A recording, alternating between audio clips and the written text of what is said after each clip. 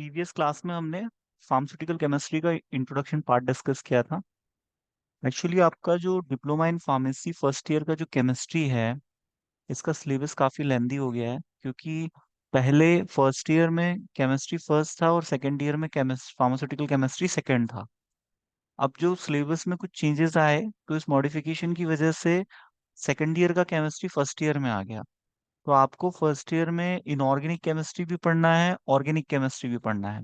तो आपके जो 5 सब्जेक्ट्स हैं, जिसमें केमिस्ट्री का सिलेबस सबसे ज्यादा लेंदी है, आप इस पे विशेष ध्यान दें केमिस्ट्री पे। क्योंकि अभी आपके सीनियर्स का रिजल्ट आया है और आपके पहले का जो बैच है, इनको केमिस्ट्री में काफी सब्जेक्ट में बैक आया है, काफी लोगों को। तो आप केमिस्ट्री पर विशेष ध्यान दें। और आप यदि सिलेबस देखेंगे केमिस्ट्री का, तो बहुत ज्यादा वास्ट सिलेबस है। ठीक है। तो आपको इस पर विशेष ध्यान देना है। केमिस्ट्री वैसे भी थोड़ा सा एक टफ सब्जेक्ट है, क्योंकि केमिस्ट्री व्यक्ति भूल जाता है, इसको याद रखना मुश्किल होता है। केमिकल फॉर्मूलाज होते हैं, ड्रग्स के स्ट्रक्चर होते हैं, और फार्मास्यूटिकल केमिस्ट्री तो बहुत ही ज्यादा टफ पड़ती है। तो आपको इस पे ध्यान देना है, अदरवाइज ये सब्जेक्ट में लुढ़क जाओगे आप लोग। ठीक है। तो आपका जो केमिस्ट्री, इसमें हमको इनऑर्गेनिक केमिस्ट्री और ऑर्गेनिक दोनों पढ़ना है। ठीक है। तो कुछ ऐसे इनऑर्गेनिक सॉल्ट्स होते हैं, कंपाउंड्स होते हैं, जिसमें मेडिसिनल इफेक्ट होता है, तो उनकी हमको स्टडी करनी है कि उनकी फिजिकल केमिकल प्रॉपर्टीज क्या है, उनमें क्या मेडिसिनल यूजेस हैं, कहाँ कहाँ कौन से डिजीज डिसऑर्डर के मैनेजमेंट पे हम वो कंपाउंड्स यूज कर सकते हैं, हम उनका स्टोरेज कैसे करेंगे, ऐसे कौन से स्टोरेज कंडीशन है जिसपे वो हम उनको स्टोर रख सकते हैं, और उनकी केमिकल कंपैटिबिलिटी कैसी है। मतलब हम जब दवाइयाँ बनाते हैं, उसमें जब जो हम केमिकल्स डालते हैं, वो कंपैटिबल होना चाहिए। ऐसा नहीं हो कि एक इंग्रेडिएंट दूसरे इंग्रेडिएंट को डिकम्पोज कर दे, दूसरे इंग्रेडिएंट की जो प्रॉपर्टीज है वो लूज हो जाए, या हमारी जो दवाई है उसकी स्टेबिलिटी कम हो जाए, या इफिकेसी कम हो जाए। तो इस हिसाब से केमिकल कंपैटिबिलिटी बहुत इंपॉर्टेंट होती है, क्योंकि ड्रग ड्रग का इंटरेक्शन हमें समझना बहुत जरूरी है। क्योंकि हमारी एक फॉर्मुलेशन में हम फार्मास्यूटिकल एड्स भी डालते हैं, एपीआई भी डालते हैं। एपीआई मीन्स होता है active pharmaceutical ingredient. Active pharmaceutical ingredient दवाई होती है जो कि बीमारी को ठीक करती है, और उसमें जो सपोर्ट के लिए बाकी दूसरे इंग्रेडिएंट्स डाले जाते हैं, उनको हम फार्मास्यूटिकल एड्स कहते हैं। ठीक है। फार्मास्यूटिकल एड्स क्या है? फॉर्मुलेशन को सपोर्ट करते हैं। जैसे हमने एंटीऑक्सीडेंट डाल दिए, हमने कलरिंग एजेंट डाल दिए, हमने सॉल्युबलाइजिंग एजेंट डाल दिए जो सॉल्युबिलिटी को बढ़ाएंगे, हम इमल्शन बना रहे हैं, हमने इमल्सिफाइंग एजेंट डाल दिया, ताकि हम दो इमिजिबल फेसेस को इनकॉर्पोरेट कर सकें। हमने सस्पेंडिंग एजेंट डाल दिया, जैसे ट्रेगागांथ है। ठीक है। हमने फ्रेगनेंस डाल दी। तो ये सब फार्मास्यूटिकल एड्स में आते हैं, ये ड्रग्स को सपोर्ट करते हैं।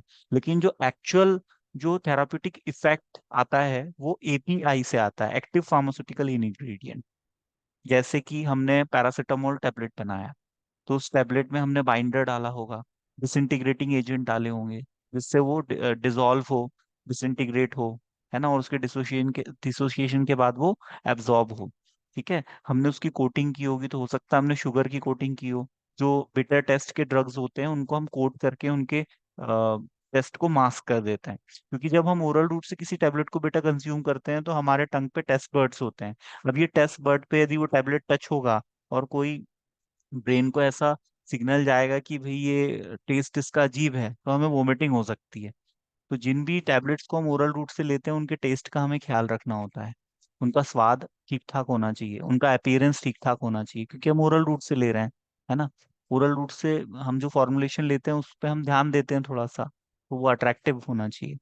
और कंपनी भी इस चीज पर ध्यान देती है ना। तो कुछ ऐसे इनऑर्गेनिक कंपाउंड्स हैं जो कि मेडिसिनल इफेक्ट देते हैं ह्यूमन बॉडी पे, तो उनको हम इनऑर्गेनिक केमिस्ट्री में पढ़ते हैं। ठीक है। और ऑर्गेनिक केमिस्ट्री में हम ऑर्गेनिक कंपाउंड्स पढ़ते हैं, जो कार्बन हाइड्रोजन और ऑक्सीजन के संयोग से जो कंपाउंड्स बनते हैं। ठीक है। तो हमारा जो फर्स्ट पार्ट है केमिस्ट्री का, वो इनऑर्गेनिक केमिस्ट्री है, और जो सेकंड पार्ट है हमारा केमिस्ट्री का, वो ऑर्गेनिक केमिस्ट्री है। ठीक है। तो हम इनऑर्गेनिक केमिस्ट्री में जो कंपाउंड्स है, उनकी फिजिको केमिकल प्रॉपर्टीज, उनका मेडिसिनल यूजेस, उनकी स्टोरेज कंडीशन, और उनकी केमिकल कंपैटिबिलिटी की स्टडी करते हैं। यहाँ आप कुछ एग्जांपल्स देख सकते हैं इनऑर्गेनिक कंपाउंड जो कि मेडिसिनल इफेक्ट देते हैं। जैसे बोरिक एसिड का पाउडर आता है, पाउडर फॉर्म में आता है। हाइड्रोक्लोरिक एसिड है, सोडियम हाइड्रोक्साइड है, स्ट्रॉन्ग अमोनियम हाइड्रोक्साइड सॉल्यूशन है। ये जो सारे ड्रग्स हैं ये इनऑर्गेनिक केमिस्ट्री के ड्रग्स हैं, ठीक है।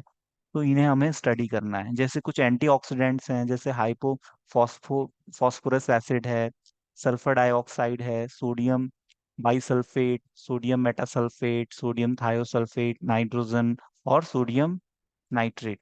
तो ये जो कंपाउंड्स मैंने आपको बताया ये एंटीऑक्सीडेंट की तरह काम करते हैं। ये as a pharmaceutical aid formulations में डाले जाते हैं, जो फॉर्मुलेशन की स्टडी को बढ़ाते हैं, क्योंकि ये खुद ऑक्सीडाइज होते हैं और जिस सब्सटेंस में प्रोडक्ट्स में इनको ऐड किया जाता है उनके ऑक्सीडेशन को ये प्रिवेंट करते हैं। तो ये सभी इनऑर्गेनिक कंपाउंड की श्रेणी में आते हैं। इसका एक और एग्जांपल है जैसे एसिडिफाइंग एजेंट। एसिडिफाइंग एजेंट क्या है, हमारे डाइजेशन को इम्प्रूव करते हैं। हमारे स्टमक में जो HCl होता है, हाइड्रोक्लोरिक एसिड, ये डाइजेशन फूड का केमिकल ब्रेक डाउन करता है। तो ये जो केमिकल ब्रेकडाउन हो रहा है इसके बाद हमारे फूड का डाइजेशन होगा प्रॉपर, और उस पे जैसे लिपिड है तो लाइपेज एंजाइम काम करेगा, प्रोटीज एंजाइम काम करेगा, रेनिन है, ये सारे एंजाइम से फिर वो फूड पे काम करेंगे, उसका प्रॉपर डाइजेशन होगा और उससे एब्जॉर्प्शन होगा और हमारी बॉडी को न्यूट्रिशन मिलेगा। तो HCl की यदि डेफिशिएंसी हो जाए तो उसको ए हाइड्रोक्लोरिया कहते हैं। और इस मेडिकल कंडीशन के ट्रीटमेंट के लिए हम डाइल्यूट HCl का यूज करते हैं, जो हम फॉर्मुलेशन में के रूप में पेशेंट को देते हैं। तो ये हो गया हमारा एसिडिफाइंग एजेंट, जो कि एसिड की डेफिशिएंसी को फुलफिल करते हैं। एंटासिड हमने देखे थे। एंटासिड्स ऐसे इनऑर्गेनिक कंपाउंड होते हैं जो कि बेसिक नेचर के होते हैं, ठीक है। एक होता है एसिड, एक होता है बेस। यदि आप एक्वस सॉल्यूशन में एसिड को डालोगे तो वो H+ आयन देगा, और आप बेस को ऐड करोगे तो वो डिसोसिएट होकर आपको OH- आयन देगा, ठीक है। जैसे आपने HCl एसिड का एग्जाम्पल है, आप इसको एक्वस सॉल्यूशन में डालोगे तो H+ और Cl- में डिसोसिएट हो जाएगा। वहीं पर NaOH, सोडियम हाइड्रोक्साइड, ये एग्जाम्पल है बेस का, आप इसको एक्वस सॉल्यूशन में डालोगे ये डिसोशिएट होगा, तो ये Na+ और OH- आयन में डिसोशिएट हो जाएगा, ठीक है। तो एंटासिड क्या होते हैं, बेसिक नेचर के होते हैं। और जो बेस होता है बेटा वो एसिड को न्यूट्रलाइज करने का काम करता है, ठीक है। जो यदि आप एसिड में बेस को मिलाओगे तो वो एसिड न्यूट्रलाइज हो जाएगा। तो जो एंटासिड है वो एसिडिटी के ट्रीटमेंट में यूज किए जाते हैं। अब कोई पेशेंट है उसको एसिडिटी हो रही है, गैस बन रही है ना, तो आप उसके एसिड को न्यूट्रलाइज कर दो, न्यूट्रलाइज कर दोगे तो उसकी तकलीफ कम हो जाएगी। तो उसके लिए हम सोडियम बाइकार्बोनेट है, जैसे खाने का सोडा, एल्यूमिनियम हाइड्रोक्साइड है, एल्यूमिनियम फॉस्फेट है, कैल्शियम बाइकार्बोनेट है, मैग्नीशियम कार्बोनेट है, मैग्नीशियम ट्राइसिलिकेट, मैग्नीशियम आपका ऑक्साइड, मैग्नीशियम ऑक्साइड, यहाँ डबल लिखा हुआ है। तो ये जो ड्रग्स हैं आपके, ये एंटासिड कैटेगरी के ड्रग हैं, जो कि एसिडिटी के ट्रीटमेंट में यूज होते हैं, एसिड को न्यूट्रलाइज करते हैं और पेशेंट को रिलीफ प्रोवाइड करते हैं। This is also called gastro intestinal agents. इन्हें गैस्ट्रो इंटेस्टाइनल एजेंट इसलिए कहते हैं क्योंकि ये GI ट्रैक्ट पे अपना इफेक्ट दिखाते हैं, तो इनको हम GI एजेंट्स भी कहते हैं। आप लोग कोशिश किया करो, जब मैं लिंक शेयर करता हूँ तो विद इन 5 मिनट सभी क्लास ज्वाइन कर लिया करो। अदरवाइज फिर मैं डिस्ट्रैक्ट होता हूँ, आप लोग को ज्वाइन करवानी पड़ती है क्लास। और आप अपने आप को म्यूट कर लिया करो जैसे ही आप क्लास में इंटर करते हो। तो आप यदि अपने आप को म्यूट रखोगे तो किसी को डिस्टर्ब नहीं होगा, ठीक है। और प्रोटेक्टिव और एब्जॉर्बेंट भी मैंने प्रीवियस क्लास में आपसे डिस्कस किए थे। इसमें आपका बिस्मुथ केओलिन यूज होता है, ठीक है। और बिस्मुथ सब कार्बोनेट यूज किया जाता है।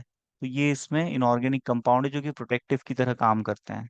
क्योलिन जैसे बेटा किसी को पॉइजनिंग हो गई है ना, पॉइजनिंग हो गई, उसने अभी अभी पॉइजन खाया है, तो उसके स्टमक में यदि हम क्योलिन दे देंगे तो क्योलिन क्या करेगा, उस पॉइजन को एब्जॉर्ब कर लेगा, और एब्जॉर्ब करके उसको हमारे फीसिस के थ्रू बाहर निकाल देगा। तो वो जो पॉइजन है वो एब्जॉर्ब होके हमारे ब्लड में नहीं जाएगा। यदि ब्लड में जाएगा तो हमारे पूरे सर्कुलेशन में आ जाएगा और हमारे सेल टिश्यू को डैमेज करेगा, और पॉइजनिंग की वजह से पेशेंट की जान भी जा सकती है। एक क्वेश्चन पूछा जाता है जनरली कि यूनिवर्सल एंटीडोट किसे कहते हैं, तो चारकोल का जो घोल होता है उसको हम यूनिवर्सल एंटीडोट कहते हैं। क्योंकि चारकोल क्या करता है, जब हमारी बॉडी पे जैसे किसी ने पॉइजन खाया, आपने चारकोल पिया, तो पेशेंट को क्या होगा, पेशेंट की बॉडी में एक लेयरिंग का फॉर्मेशन हो जाएगा। जो GI ट्रैक है उसकी जो म्यूकस लाइनिंग है, मेम्ब्रेन है, उस पे एक चारकोल की लेयरिंग का फॉर्मेशन होगा, जिसकी वजह से पॉइजन का एब्जॉर्प्शन रुक जाएगा। तो इससे मतलब पॉइजनिंग को कम किया जा सकता है, रोका जा सकता है। तो ये है आपके प्रोटेक्टिव और एब्जॉर्बेंट। सेलाइन कैथार्टिक्स होते हैं। कैथार्टिक्स क्या है, डिफिकेशन कॉज करते हैं। जिसका पेट साफ नहीं हो रहा हो, जिसको स्टूल पास नहीं हो रहा हो, है ना, उस केस में हम यूज किए जाते हैं। जिसको 2-3 दिन से पॉटी नहीं आ रही है, कॉन्स्टिपेशन हो रहा है, इंडाइजेशन का प्रॉब्लम है, क्रैम्स आ रहे हैं, स्टमक में पेन हो रहा है, तो इसमें हम sodium potassium tartrate, magnesium sulphate, ये सेलाइन कैथार्टिक्स यूज करते हैं। अब जैसे यहाँ पर हाइड्रोक्लोरिक एसिड का डिस्क्रिप्शन पे शॉर्ट नोट आता है, तो इसमें आपको क्या लिखना है। जैसे हाइड्रोक्लोरिक एसिड पे आपको शॉर्ट नोट आएगा, तो इसमें आपको इसका सिनोनिम लिखना है। इसको म्यूरिएटिक एसिड भी कहते हैं या स्पिरिट ऑफ सॉल्ट भी कहते हैं। हमारे जो मॉडर्न ड्रग्स है बेटा, ये वीक एसिड और वीक बेस के हम सॉल्ट फॉर्म में देते हैं, क्योंकि सॉल्ट बनाने से ड्रग स्टेबल हो जाता है। ठीक है। जैसे आपने यदि कोई बिजली का तार है, आपने उसको इंसुलेट कर दिया, तो अब उसको सडनली यदि कोई छू लेगा तो उसको करंट नहीं लगेगा, क्योंकि आपने इंसुलेट कर दिया है। ऐसे ही जो हमारे ड्रग्स होते हैं बेटा, हम इनको इनके सॉल्ट बना देते हैं, पर ये सॉल्ट वीक एसिड और वीक बेस के सॉल्ट होते हैं। ठीक है, क्योंकि स्ट्रॉन्ग एसिड और स्ट्रॉन्ग बेस तो हमें काफी हार्म पहुंचा सकता है ना। तो हम वीक बेस और वीक एसिड के सॉल्ट बनाते हैं हमारे ड्रग के, और उस फॉर्म में हम ड्रग को देते हैं। आपने ड्रग की स्ट्रिप पर, कैप्सूल या टैबलेट पर देखा होगा, जैसे आप कोई भी फॉर्मुलेशन है उस पर आपने पीछे HCl लिखा देखा होगा, है ना, तो वो उस ड्रग का उससे, जैसे डाइक्लोफिनेक सोडियम, है ना, तो इसमें सोडियम के साथ सॉल्ट बना दिया डाइक्लोफिनेक का। ठीक है, तो इस टाइप से सॉल्ट फॉर्म में ड्रग बनाए जाते हैं।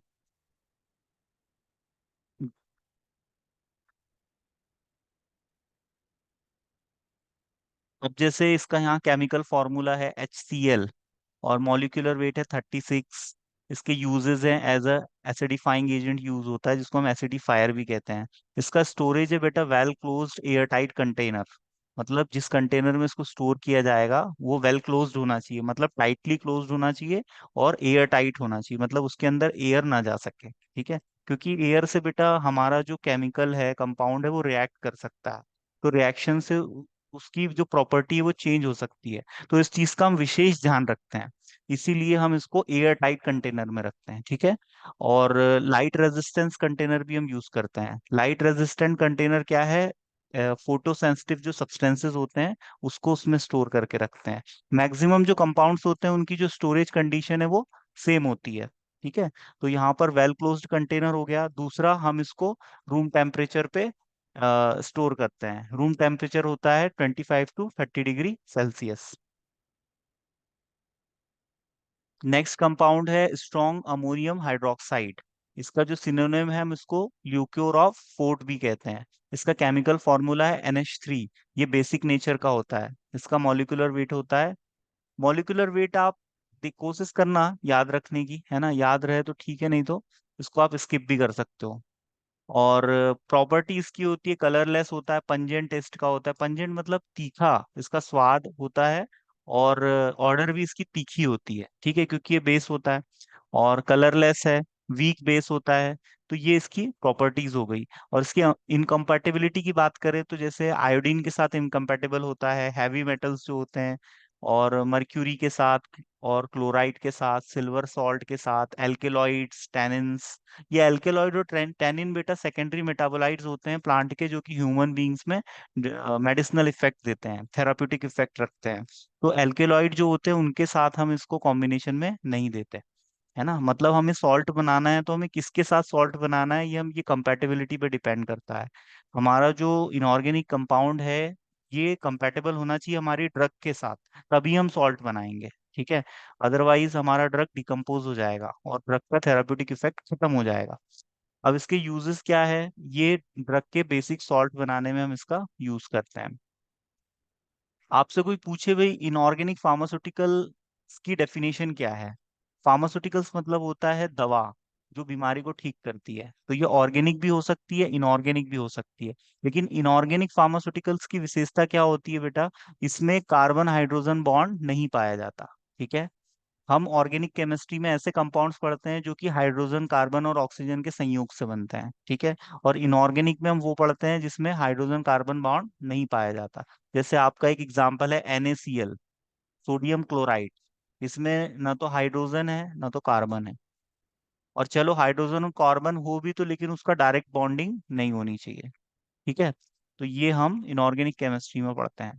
तो जनरली जो इनऑर्गेनिक फार्मास्यूटिकल्स होते हैं ये नॉन लिविंग थिंग्स से हमें मिलते हैं। जैसे आपने देखा होगा रिच मिनरल का सोर्स होता है रॉक, जो चट्टाने होती हैं वहां से हमें, जैसे शिलाजीत, शिलाजीत में काफी मिनरल प्रेजेंट होते हैं, शिलाजीत हमें रॉक से मिलता है। ठीक है। तो इनऑर्गेनिक फार्मास्यूटिकल्स आपके नॉन लिविंग थिंग्स में पाए जाते हैं, और इसमें कार्बन हाइड्रोजन बॉन्ड एब्सेंट होता है। ठीक है। तो ये हमने प्रीवियस क्लास में जो डिस्कस किया था, टाइम थोड़ा कम था, तो हम अब यहाँ से शुरू करते हैं। ठीक है। हमारा एक यूनिट है बेटा, हीमेटेनिक्स। ठीक है। हीमेटेनिक्स ऐसी दवाइयाँ होती है जो एरिथ्रोपोइसिस को प्रमोट करती हैं। एरिथ्रोपोइसिस मतलब होता है फॉर्मेशन ऑफ आरबीसीएस। मानव शरीर में खून के बनने की जो प्रक्रिया है उसको हम एरिथ्रोपोइसिस कहते हैं। और ये कहाँ पर होती है? हमारी बॉडी में जो लॉन्ग बोन्स होती हैं उसके जो कॉर्नर्स होते हैं, तो वहां पर रेड बोन मैरो प्रेजेंट होता है जहां पर आरबीसीएस का फॉर्मेशन होता है। ठीक है। और फॉर्मेशन के बाद 120 डेज के बाद इसकी डेथ हो जाती है, और ये इससे फिर इसके ब्रेकडाउन से पाइल बनता है, और जो एक्सक्रीटरी है बिलीरुबिन, वो हमारे फीसिस के थ्रू बॉडी से बाहर निकल जाता है। और आरबीसीएस की सरफेस पे बेटा हीमोग्लोबिन प्रेजेंट होता है, जिसको हम शॉर्ट में एचबी भी कहते हैं। ठीक है, एचबी कहते हैं। एचबी का काम होता है, ट्रांसपोर्टेशन करता है ये ऑक्सीजन और CO2 का। ऑक्सीजन के साथ जब ये कंजुगेशन बनाएगा तो ऑक्सी हीमोग्लोबिन बनाएगा, और कार्बन डाइऑक्साइड के साथ कार्बोक्सी हीमोग्लोबिन बनाएगा। इस तरह से ये हमारी बॉडी में गैसेस को ट्रांसफर करता है। ठीक है। ऑक्सीजन को हर सेल टिश्यू तक लेके जाता है, जिससे कि ऑक्सीडेशन हो सके, और ऑक्सीडेशन के थ्रू एनर्जी का प्रोडक्शन हो सके, और उसके बाद जो एक्सक्रीटरी CO2 बना है उसको ये लंग्स के थ्रू बाहर निकाल देता है। तो हीमेटेनिक्स ऐसी दवाइयां होती है जो ब्लड की डेफिशिएंसी के केस में दी जाती है, खून की कमी के केस में दी जाती है। जैसे कोई फीमेल है, उसको यदि हैवी ब्लीडिंग हो रही है मेंस्ट्रुअल पीरियड्स के दौरान, तो उसको भी हम आयरन सप्लीमेंट दे सकते हैं। जो प्रेग्नेंट वुमेन होती है बेटा, उसके गर्भ में जो बच्चा पल रहा होता है, उसके डेवलपमेंट के लिए उसको भी आयरन की जरूरत पड़ती है, तो प्रेग्नेंट वुमेन को हम सप्लीमेंट के तौर पे देते हैं।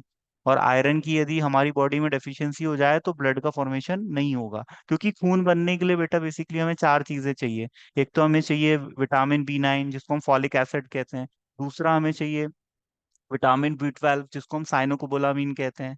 तीसरा हमें चाहिए आयरन, जो कि एक मिनरल है। और फोर्थ हमें चाहिए एरिथ्रोपोइटीन। एरिथ्रोपोइटीन हम हमारी किडनी बनाती है, ये एक स्पेशल टाइप का प्रोटीन होता है। तो ये चार यदि कांस्टेंट हमारी बॉडी में है तो हमारी बॉडी ब्लड का प्रोडक्शन करेगी। और खून की कमी को हम कहते हैं एनीमिया। इसका डायग्नोसिस होता है CBC टेस्ट से, जिसको हम बोलते हैं कंप्लीट ब्लड काउंट टेस्ट। ये जांच से हमें पता चलता है कि किसी को एनीमिया तो नहीं है। तो इसमें HB का लेवल हम चेक करते हैं। तो जैसे फीमेल में इसका लेवल 12-13 के आसपास रहता है ना, mg/डेसिलीटर। और मेल में कम से कम 13 से 15 के बीच में रहता है। तो जैसे यदि ये स्लिप होके यदि नीचे आ जाएगा आपका, ठीक है, इसका लेवल यदि कम हो जाएगा, तो पेशेंट में एनीमिया हो जाएगा। एनर्जी का प्रोडक्शन नहीं हो पाएगा, पेशेंट थकावट फील करेगा, लेथार्जी फील करेगा। तो ये सारे सिम्टम पेशेंट में देखे जाते हैं। तो हेमेटेनिक्स ऐसी दवाइयां होती है बेटा जो कि एनीमिया के ट्रीटमेंट में यूज की जाती हैं, और ये एरिथ्रोपोइसिस को प्रमोट करती हैं।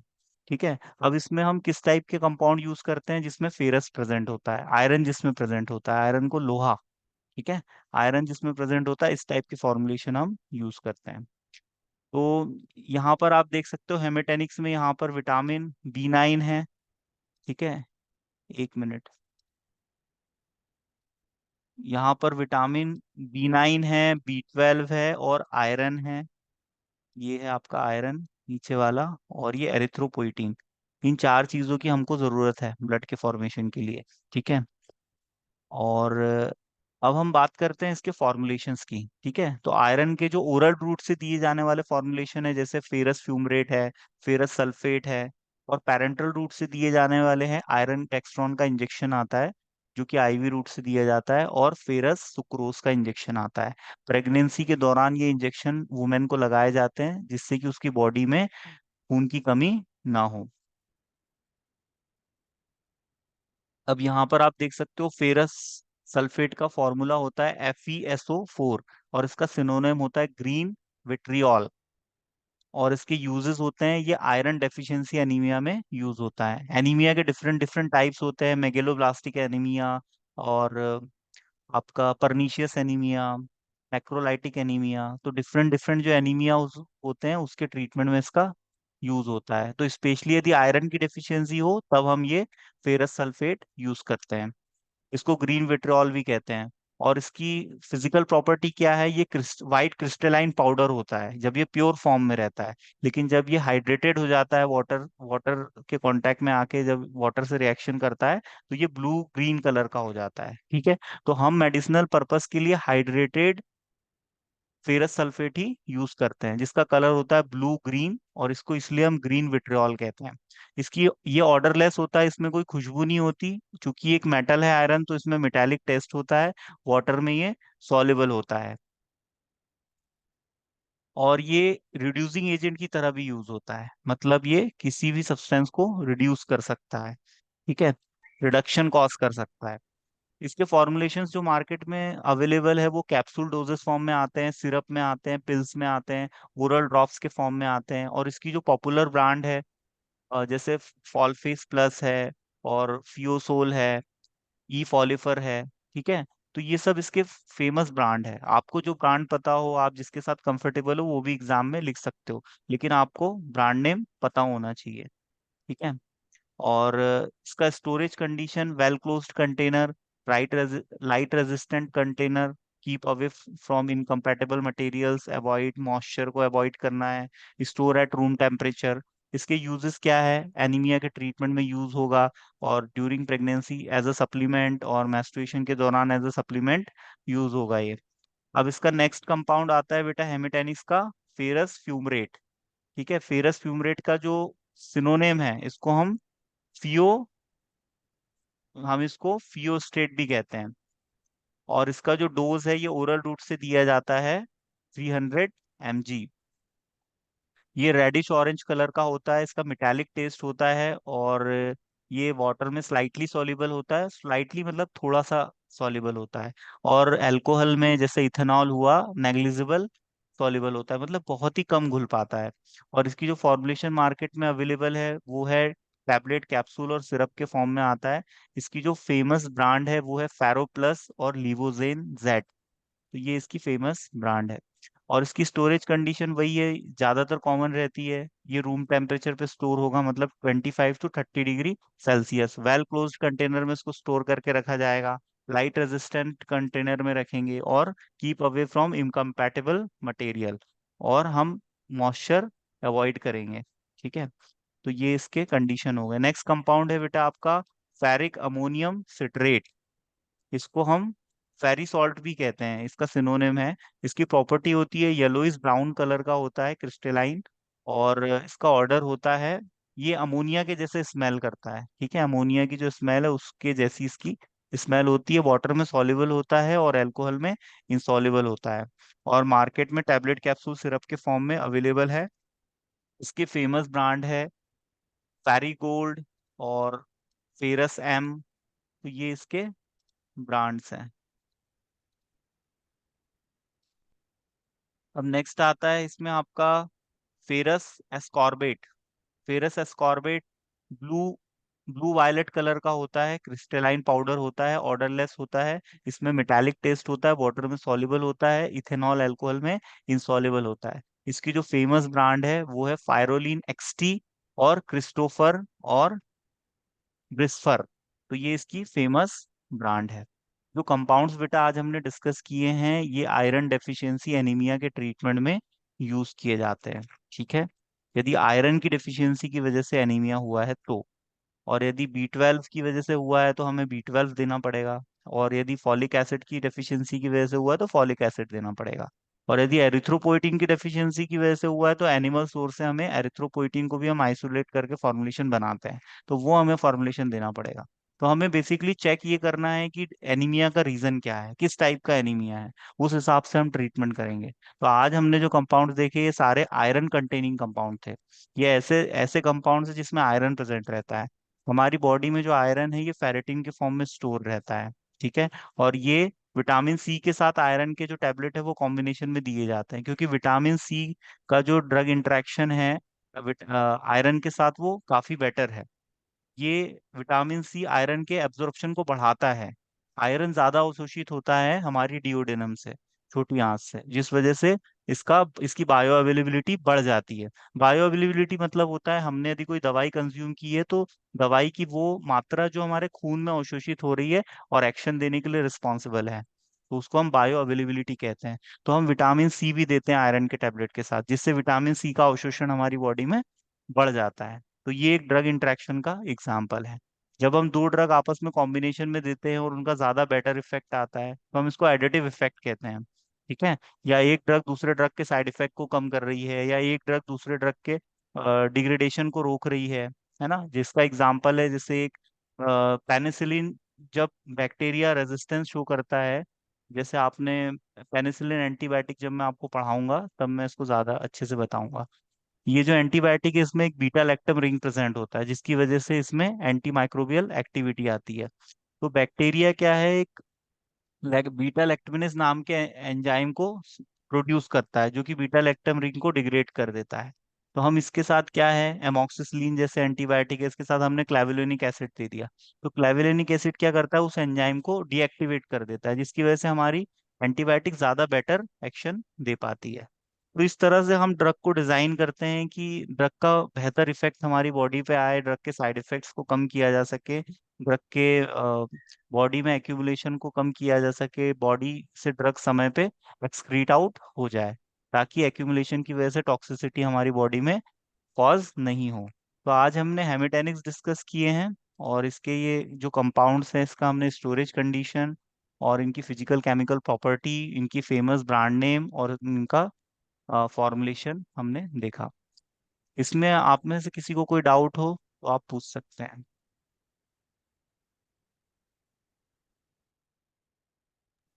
सर चलिए, थैंक्स। फेरस सल्फेट का आपने सिनोनिम क्या बताया?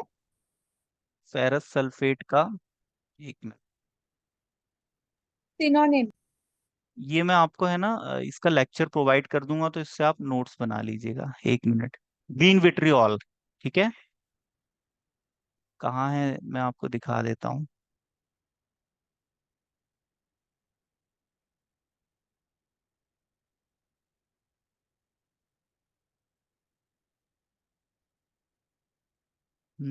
एक मिनट, आपको दिखा देता हूँ। ग्रीन विट्रियोल है, तो आप इसके नोट्स बना लीजिएगा। ये देखो। ठीक है। ये है फेरस सल्फेट बेटा। ठीक है, और ये इसका सिनोनिम है ना। तो आप इसके नोट्स बना लीजिएगा, और कुछ ऐसा हैंड राइटिंग में थोड़ा प्रॉब्लम आएगा तो पूछ लीजिएगा मुझसे। ठीक है। चलिए, है ना। ओके।